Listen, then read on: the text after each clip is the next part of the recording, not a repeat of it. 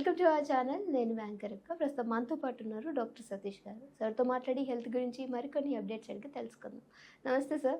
నమస్తే అండి. Sir, diabetic ఉన్న వాళ్ళు చాలా వరకు అసలు ఇది లైఫ్ లాంగ్ ఉంటుందా, తగ్గదా అనే కన్ఫ్యూజింగ్లో నిజంగా వాళ్ళు ఇంకా కొంచెం డిప్రెస్డ్ అయిపోయి హెల్త్ ఇంకా సిక్ చేసేసుకుంటూ ఉంటారు.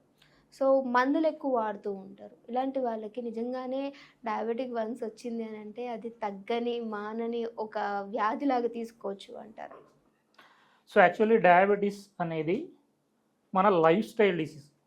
సో జనరల్లీ నా దగ్గరికి ఒక ఈ మధ్యలో ఒక చిన్న పేషెంట్, అంటే ఏజ్ ఎంత ఉంటుంది, మ్యాక్సిమం ఒక 10-11 ఇయర్స్ ఉంటాడు బాబు.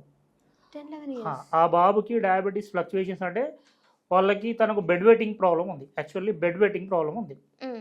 బెడ్ వెయిటింగ్ అంటే ఏంటి, 10-11 ఇయర్స్కి పిల్లలు యూరిన్ అనేది మీకు పాస్ చేస్తూ ఉన్నాడు బెడ్లో నైట్ పడుకున్నప్పుడు. సో దీని గురించి చాలా డాక్టర్స్ చుట్టూ తిరిగారు. సో జనరల్లీ కిడ్నీ ఫంక్షన్కి ఏదైనా డిస్టర్బ్ ఉంటుందా, లేకపోతే కిడ్నీలో ఏమైనా ప్రాబ్లం వచ్చిందా అని చెప్పేసి ఇంకా యూరినరీ ట్రాక్ట్ ఇన్ఫెక్షన్స్ కోసం ఇట్లా చాలా రకాల రిపోర్ట్స్ చేయించారు. కానీ నా దగ్గరకు వచ్చిన తర్వాత ఫస్ట్ నేను అడిగిన క్వశ్చన్ ఏంటంటే, ఈ బాబుకు మీకు బాగా థర్స్టీ ఫీలింగ్ ఏమైనా అనిపిస్తుందా, ఫ్రీక్వెంట్గా నైట్ టైం యూరిన్కి వెళ్తూ ఉన్నాడు. This is not only because of bed waiting. కొంతమంది పిల్లల్లో ఏముంటుంది అంటే ఈవెన్ డయాబెటిక్ ఫ్లక్చువేషన్స్ ఉన్నప్పటికీ కూడా మనకి ఈ ప్రాబ్లం అనేది ఫేస్ చేస్తుంటారు. సో సరే అమ్మ, ఒకసారి అయితే ఫాస్టింగ్ పోస్ట్లను చెక్ చేయించండి, HbA1c కూడా ఒకసారి 3 months చెక్ చేయించండి అని చెప్తే చెక్ చేయించారు. చేయించినప్పుడు మీకు లిటరల్లీ ఫాస్టింగ్ అనేది ఆ అబ్బాయికి 200 ఉంది, పోస్ట్ లంచ్ అనేది 320 సంథింగ్ ఉంది. 10-11 ఇయర్స్ అబ్బాయి. HbA1c చూసుకుంటే మీకు ఆల్మోస్ట్ ఒక 7.7 సంథింగ్ ఏదో ఉంది. సో తనకి షుగర్ లెవెల్స్ అనేవి ఫ్లక్చువేట్ అవ్వడం వల్ల సో ఈ అంటే యూరిన్ బెడ్ వెయిటింగ్ ప్రాబ్లం అనేది వస్తుంది. సో తనకి ఎన్ని సంవత్సరాల నుంచి బెడ్ వెయిటింగ్ కోసం అన్ని డాక్టర్ల చుట్టూ తిరిగి పాప ఆ అబ్బాయిని రోజు బ్లేమ్ చేసుకుంటూ వాడు నైట్ డైలీ టాయిలెట్ పోస్తున్నాడు.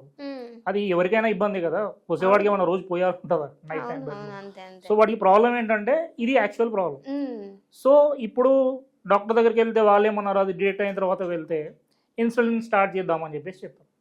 పిల్లలకు ఇన్సులిన్ స్టార్ట్ చేస్తే తట్టుకోలేరు. సో ఆ ఏజ్లో మళ్ళీ ఇంకా వాడు కంప్లీట్ లైఫ్ మొత్తం ఇన్సులిన్ బేస్డ్ ఉన్నారనుకోండి, వాడు మళ్ళీ బయటికి రాలేడు. సో నేనేం చెప్పాను, మీరు కొన్ని రోజులు హోమియోపతి మెడిసిన్స్ చూద్దామండి, దీంతో పాటు కొన్ని లైఫ్ స్టైల్ చేంజెస్ చెప్తాను. మీకు bed waiting, general urinary tract infections కావచ్చు, ఇవన్నీ ఉంటాయి, కిడ్నీ రిలేటెడ్ కూడా ఉంటాయి. సో వాటిని మీరు ట్రీట్మెంట్ తీసుకోండి, దానికి ఏం ప్రాబ్లం లేదు.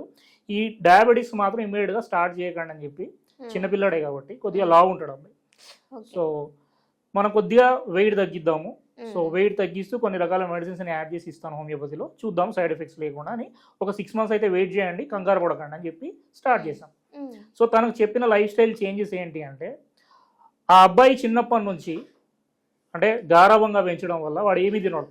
తింటే ఓన్లీ పొటాటోస్ తింటాడు, వెజిటేబుల్స్లో ఓన్లీ ఆలుగడ్డ ఫ్రైలు, ఆలుగడ్డ కూర, లేకపోతే చిప్స్, ఇవి మాత్రమే తింటాడు వాడు. ఇంకా కూరగాయలు ఏవి ముట్టుకోడు. తింటే నాన్ వెజ్ తింటాడు, చికెన్, మటన్, ఇంకా ఎగ్స్. ఈ ఎగ్స్లో కూడా బాయిల్డ్ ఎగ్ తింటే అన్న కొద్దిగా మనకు బాడీకి హెల్ప్ అవుతుంది. వాడు ఓన్లీ ఆమ్లెట్సే తింటాడు. ఇంకా బయటికి వెళ్తే చిప్స్ ఇవన్నీ ఉంటాయి కదా, ఫ్రెంచ్ ఫ్రైస్, ఇవన్నీ సమోసాలు, ఇడ్లీలు, ఈ అంటే హెవీ కార్బోహైడ్రేట్ ఇంటేక్, ఇవి తప్ప హెల్దీ ఫుడ్ అనేది వాడు ఎప్పుడూ తీసుకోలేదు. సో దీనివల్ల ఏమవుతుంది, ఈ అబ్బాయికి ఆటోమేటికల్లీ ఫ్యాట్ డిపాజిషన్ జరుగుతూ పోతుంది, గ్లూకోజ్ ఫ్లక్చువేషన్స్ అనేవి జరుగుతున్నాయి. సో వీటి వల్ల ఆయనకు డయాబెటీస్ వచ్చింది. సో ఇప్పటి నుంచి కంప్లీట్లీ ఒక 6 months వరకు నేను చెప్పినట్టు ఫాలో అవ్వండి అని చెప్పేసి ఆ అబ్బాయికి చెప్పింది ఏంటంటే, ఫస్ట్ నువ్వు చాక్లెట్స్, కేక్స్, పేస్ట్రీస్, బయట జంక్ ఫుడ్, ఈ ప్యాకెట్స్లో దొరుకుతాయి కదా కుర్కురేలు, ఇవన్నీ. సో ఈ చెత్త ఫుడ్ అంతా ఫస్ట్ పక్కన పెట్టండి. ఈ పిజ్జాలు, బర్గర్లు, ఇవన్నీ ఫస్ట్ పక్కన పెట్టి కొన్ని రోజుల పాటు ఓన్లీ ఆకుకూరలు, ఆకుకూర పప్పు, ఫిష్ తినవచ్చు. నాన్ వెజ్లో చికెన్, మటన్ పక్కన పెడదాం, కొన్ని రోజులు ఫిష్ తినవచ్చు. ఒకవేళ కావాలనుకుంటే మీకు అబ్బాయికి నాన్ వెజే ఇష్టం అనుకుంటే మీకు బోన్స్ సూప్ అని చెప్పి దొరుకుతుంది, పాయా అంటాం కదా, ఇది ఇవ్వచ్చు. దీనిలో మీకు ఏంటంటే కాండ్రాయిటిన్ అని ఒక కెమికల్ ఉంటుంది. సో దీనివల్ల మీకు బాడీకి ఇమ్యూన్ రెస్పాన్స్ అనేది కూడా పెరుగుతుంది, because it's auto immune disease. So ఇలా మీరు ఫుడ్ హ్యాబిట్స్ అనేవి చేంజ్ చేసుకుంటూ ఉంటే మీ బాబుకు మళ్ళీ గ్లూకోజ్ లెవెల్స్ అనేవి తగ్గుతూ ఉంటాయి. అండ్ ఇంకొకటి కూడా చెప్పాను ఏంటంటే, అబ్బాయికి ఒక చిన్న ఎక్సర్సైజ్, పెద్ద ఎక్సర్సైజ్లో మీరు జిమ్కి వెళ్ళండి ఇవన్నీ ఏం చెప్పాం కదా చిన్నపిల్లలకి, చేసేది ఏం లేదు. అంటే తిన్నప్పుడల్లా, నువ్వు ఫుడ్ తిన్నప్పుడల్లా చేయాల్సింది ఏంటంటే, మీ ఈ పాదాలు ఉన్నాయి కదా, ఫుట్లో మనం ఇక్కడ అంటే ఈ కింద ఈ వేళ్ళ వరకు మాత్రమే మీరు నిలబడాలి. ఇలా ఇలా యాక్చువల్లీ తినేటప్పుడు, తిన్న తర్వాత, తినే ముందు కూడా. ఎంతసేపు చేయాలి? ఒక 2 minutes చేయాలి, 2 to 3 minutes మ్యాక్సిమం. సో రిగరస్గా చేయాలి, ఫాస్ట్గా చేయాలి. అర్థమైంది కదా? అంటే ముని అంటే ఈ వేళ్ళ మీద మాత్రమే లేవాలి కంప్లీట్లీ, బాడీ మొత్తం ఇట్లా ఇలా. సో ఇప్పుడు పాదం ఇట్లా ఉంది కదా, వేళ్ళ పైన ఇట్లా ఇట్లా ఇట్లా లేవాలి, ఇట్లా రిగరస్గా చేయాలి. ఎందుకంటే మీకు అలా చేయడం వల్ల మీకు ఇక్కడ ఈ పిక్కలు ఉన్నాయి కదా, ఈ పిక్కలు అనేవి మీ గ్లూకోజ్ను బాగా పుల్ చేస్తుంది, బ్లడ్లోకి పోనివ్వకుండా. ఓకే. అండ్ టిఫిన్స్ బదులు ఈ అబ్బాయికి మీకు స్వీట్ పొటాటో అని ఉంటుంది, పేరులో మాత్రమే స్వీట్ ఉంటుంది. కందగడ్డలు అంటాము, లేకపోతే కొంతమంది మురంగడ్డలు అంటారు. సో ఈ స్వీట్ పొటాటో, చిలగడ దుంప సింపుల్గా. సో చిలగడ దుంప తిన్నప్పుడు నేను దీన్ని రెడ్ ఏమంటారు, గోల్డ్ అంటారు. ఎందుకంటే దాంట్లో ఉన్నన్ని విటమిన్స్, దాంట్లో ఉన్నంత యాక్చువల్లీ చాలా మంది ఏమనుకుంటారు, పొటాటో అని పేరు ఉంది దీనికి, స్వీట్ పొటాటో అంటాం ఇంగ్లీష్. పొటాటో అనగానే అదేం సార్ ఇంతకుముందే పొటాటో తినొద్దని చెప్పాను కదా, మళ్ళీ ఇప్పుడు స్వీట్ పొటాటో తినమంటున్నారంటే, స్వీట్ పొటాటో అనేది దానిలో పేరులో మాత్రమే స్వీట్ ఉంటుంది, దీనిలో కాంప్లెక్స్ కార్బోహైడ్రేట్స్ ఉంటాయి. నేను మార్నింగ్ అతనికి చెప్పిన డైట్ ఏంటంటే, మార్నింగ్ లేవగానే ఫస్ట్ చెత్త చెదరాలు పెట్టకుండా, పాలు ఇవన్నీ కాకుండా ఫస్ట్ ఇవ్వాల్సింది ఒక 4 బాదాం నానబెట్టి ఇవ్వండి, 2 కాజు, 2 వాల్నట్. ఫస్ట్ లేవగానే ఇది ఇవ్వండి. ఎట్లా స్కూల్కి వెళ్తుంటాడు కదా, మార్నింగ్ లేవగానే ఇస్తే హెల్దీ ఫ్యాట్స్ ఫస్ట్ మీ బాడీలోకి వస్తాయి. ఇవి హెల్దీ ఫ్యాట్స్. సో ఇవి ఫస్ట్ తిన్న తర్వాత మీకు టిఫిన్లో ఇవ్వాల్సింది ఏంటంటే, ఇడ్లీలు దోశలు ఇవి కాకుండా, పూరీలు బోండాలు కాకుండా ఒక చిలగడ దుంప, అది కూడా చిన్నది. ఇది కూడా ఎలా మీకు చేయాలనంటే, ఏదో ఆయిల్లో డీప్ ఫ్రైడ్లు ఇట్లా కాకుండా జస్ట్ ఉడకబెట్టి ఇవ్వండి. ఉడకబెట్టినప్పుడు కూడా ఉప్పు, సాల్ట్ వేస్తూ ఉంటారు. వేయొద్దు మీరు దానిలో, సాల్ట్ వేయొద్దు, షుగర్ వేయొద్దు, ఇంకెట్లాంటివి ఏం యాడ్ చేయొద్దు.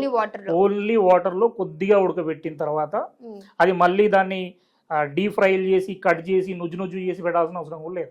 జస్ట్ బాయిల్ చేసి ఇవ్వండి. ఇది తిన్న తర్వాత, ఎందుకంటే దీంట్లో కాంప్లెక్స్ కార్బోహైడ్రేట్స్ ఉంటాయి.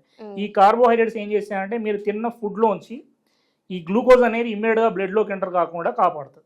సో ఇన్సులిన్ స్పైక్ అనేది ఉండదు. సో ఫస్ట్ అది తినిపించండి. నెక్స్ట్ కొద్దిగా ఫైబర్ తినిపించండి. Fibre in the sense just ఒక చిన్న కొబ్బరి ముక్క కావచ్చు, లేకపోతే కీరా కావచ్చు, క్యారెట్ కావచ్చు, ఇది ఏదైనా చిన్న ముక్క తినిపించండి. ఇది టిఫిన్లో తినాల్సింది. ఇంకా కావాలనుకుంటే ఒక బాయిల్డ్ ఎగ్ పెట్టండి. బాయిల్డ్ ఎగ్లో వైట్ తినాలి, ఎల్లో కూడా తినాలి. ఎందుకంటే చాలా మంది మళ్ళీ ఎగ్ అనగానే ఎల్లో తీసి పడేస్తారు. తినాల్సిందే, ఎందుకంటే ప్రోటీన్ వస్తుంది, గుడ్ ఫ్యాట్ వస్తుంది, అండ్ మీకు స్వీట్ పొటాటో, చిలకడ దుంపలోంచి మీకు కావాల్సిన కార్బోహైడ్రేట్స్, కాంప్లెక్స్ కార్బోహైడ్రేట్స్ వచ్చేసింది. సో వీటి వల్ల మీకు దీనిలో ఉండే బీటా కెరటిన్ కావచ్చు, విటమిన్ సి కావచ్చు, విటమిన్ ఏ కావచ్చు, ఇవన్నీ కూడా మీ గ్లూకోజ్ స్థాయిలను పెంచకుండా కాపాడతాయి. నేను ఇంతకుముందు చెప్పినట్టు మీరు ఇలా ఎక్సర్సైజ్ చేయడం వల్ల కూడా, ఇది కూడా ఎన్ని నిమిషాలు చేయాలి, 2 నుంచి 3 నిమిషాలు చేయాలి.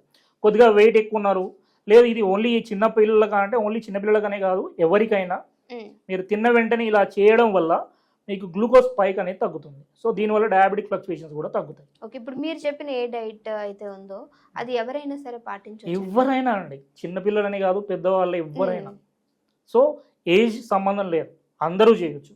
మీరు కంపల్సరీ ఈ ఎక్సర్సైజ్ అనేది ఈవెన్ ముసలి వాళ్ళు కూడా, ఈవెన్ 60 years దాటిన వాళ్ళు, కొద్దిగా ఆస్టియోఆర్థరైటిస్ ఉన్న వాళ్ళు మాత్రం మీకు నొప్పులను బట్టి మీరు కొద్దిగా కేర్ తీసుకొని ఒక ఫస్ట్లో ఒక 1 minute అట్లా చేస్తూ ఉండండి. తర్వాత కొద్దిగా పెంచుకుంటూ వెళ్ళండి. ఇలా మీరు ఇప్పుడు కొంతమంది ఆఫీసులలో ఉంటారు, వీళ్ళు కూడా తిన్న వెంటనే లేదు మాకు అసలు టైం లేదు అనుకునే అంత బిజీగా ఉండే వాళ్ళకు, అంటే బిల్ గేట్స్ లాంటి వాళ్ళు ఉంటారు కదా మన వాళ్ళు కొంతమంది. సో ఇలాంటి వాళ్ళకు టైం లేదు అనే వాళ్ళకు కూర్చొనే ఇలా చేయండి. అట్లీస్ట్ గుడ్డిలో మెల్ల అన్నట్టు కొద్దిగా ఇలా కూర్చొని చేయండి. నా వల్ల కాదు, నిల్చోలేను, చేయలేను, నాకు టైం లేదు అనుకుంటే కూర్చొని అయినా చేయండి. ఇలా చేయడం వల్ల మీ ఇన్సులిన్ స్పైక్ తగ్గుతుంది. ఇది ఏదో నేను చెప్పగానే ఏదో మిరాకిల్ మెడిసిన్ అని కూడా చెప్పట్లేదు. ఇలా మీరు ఒక 6 to 9 months పాటు రెగ్యులర్గా చేసుకుంటూ పోతే మీ ఇన్సులిన్ స్పైక్ తగ్గుతుంది. అండ్ మీ ఫుడ్ హ్యాబిట్స్, ఎందుకంటే డయాబెటీస్ అనేది డ్యూ టు లైఫ్ స్టైల్ వల్లనే వచ్చింది. సో స్టార్టింగ్లో ఇప్పుడు ప్రీ డయాబెటిక్ ఉన్నారు, ఇప్పుడు నేను చెప్పింది ప్రీ డయాబెటిక్ వాళ్ళు పాటిస్తే కంపల్సరీ మీకు మెల్లిమెల్లిగా తగ్గుతూ వస్తుంది. అంటే ఇప్పుడే ఇమ్మీడియట్గా మెట్ఫార్మిన్ ఇవన్నీ స్టార్ట్ చేయకుండా. అండ్ ఇంకొకటి కూడా, సరే ఇప్పుడు డయాబెటిక్ పేషెంట్స్ ఆల్రెడీ ఉన్నారు, వీళ్ళు జనరల్గా మనకు తీసుకునే ట్యాబ్లెట్స్ ఏంటంటే మెట్ఫార్మిన్, గ్లైకోమెట్ ఇట్లాంటివి జనరల్లీ యూజ్ చేస్తుంటారు. సో ఈ మెట్ఫార్మిన్ ట్యాబ్లెట్స్ అనేవి సంవత్సరాల తరబడి వాడే వాళ్ళకు, అంటే ఇప్పుడే స్టార్ట్ చేయగానే కాదు కానీ సంవత్సరాల తరబడి వాడే వాళ్ళకు వైటమిన్ B12 అనేది తగ్గుతుంది.